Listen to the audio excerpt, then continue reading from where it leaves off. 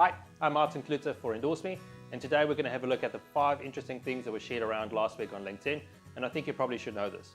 So first off, we have Bluestone, who's back in the New Zealand market.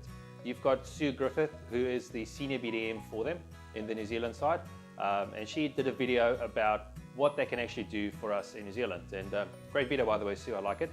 And what they basically said was things like 80% LVR lending for investment properties, which at the moment is unheard of when you think about 65% compared to the 80%. Things like self-employed people that only has 3 months worth of trading behind them. They'll be helping you out as well. So there's a lot of things they're doing and filling the gaps which the banks don't. And it's quick turnaround times for your loans, and the interest rates aren't that bad. So I'm really excited to see what you can do for the New Zealand market, and I really hope you do well, and we wish you all the best. So good luck.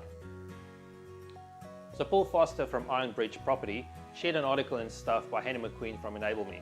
Hannah basically says that make sure you don't have to sell your properties when you don't want to. Make sure that you can absorb interest rate rises and that you have enough of a surplus to make sure you don't have to sell your property when it's the wrong time.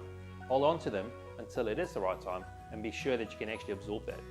Things like a 1% change in interest rate is going to have a massive effect on your weekly top-up of that property.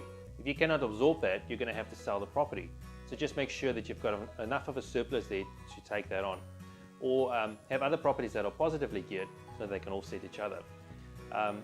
Things like OCR is probably going to stay low until 2020, but it will change. Interest rates have been low for quite a while, and people kind of can't get comfortable with that and think it's going to be like that for the rest of their lives. But it will change. It definitely will change. So just make sure that your money is right and you know what you're doing. And again, just make sure that if the market turns, you're not going to be caught out with this. Great article, by the way, Hannah. It's a great read. I've put the link up there as well. And if you have time, just read the article. It's only about 5 minutes, but worth a good read. So I saw a couple of videos this week from John Milner, who posted on investing versus speculating and why they charge a fee as opposed to taking commissions. Really good videos, short but powerful. I like your videos, John. They sort of resonated with me. And it just highlights again why you need to see a professional to make sure you're getting the right advice. And it's not always in the best interest of the financial advisor, but always in the customer.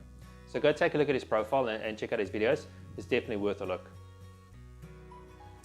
So your tech tip for this week is to listen to a podcast called Cooking the Books from Newstalk ZB and subscribe to the channel because it's a really interesting podcast. Thank you Sam Walter and Shanae Burkhurst for bringing this to our attention and sharing it on LinkedIn. It's also well worth a listen. It's usually about 20 minutes and they talk about things that is really relevant in the financial markets for us as general Kiwis. This week they spoke about the OCR and what impact it's going to have on your financial life as well. And there's a lot of podcasts to go back to that's actually going to help you quite a bit. So go check it out. I've also included the link so you can just go to their podcast and subscribe. Well, that's it from me, guys. Until next week, please subscribe and I'll talk to you soon.